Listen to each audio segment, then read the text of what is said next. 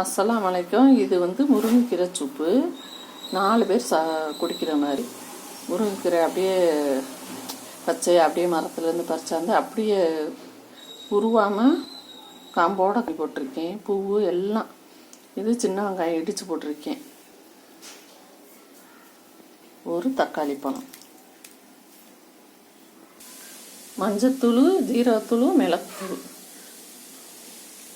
இதையும் போட்டுடலாம். ஒரு ஸ்பூன் மஞ்சத்தூள், மிளகுத்தூள், ஜீரகத்தூள். நல்லா கொதி வரட்டும். உப்பு நல்லா கொதியும், அப்புறமேல போட்டுக்கிறலாம். இப்போ நல்லா கொதிக்கட்டும். ஒரு 4-5 பேர் குடிக்கலாம்.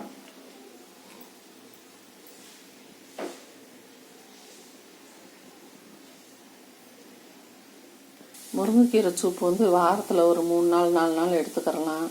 ரொம்ப நல்லது உடம்புக்கு முருங்கைக்கீரை.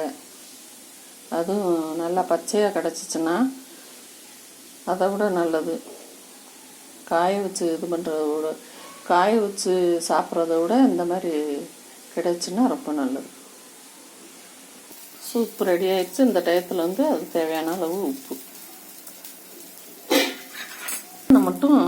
நல்லெண்ணெய் மட்டும் இதில் இப்படி ஊற்றி ஒரு 10 நிமிஷம் மூடி வச்சு வச்சுருங்க. அதுக்கப்புறம் எடுத்து சூப் ஆளுக்கு ஒரு டம்ளர் குடிச்சிக்கலாம். நல்லெண்ணெய் வகுத்து புண்ணுக்கெல்லாம் ரொம்ப நல்லது. அதனால் நம்ம நல்லெண்ணெய் ஊற்றி இது ரெடி ஆகிடுச்சு. இந்த மாதிரி இந்த டம்ளரில் ஆளுக்கு ஒரு டம்ளர் வரும். 5 பேர் குடிக்கலாம்.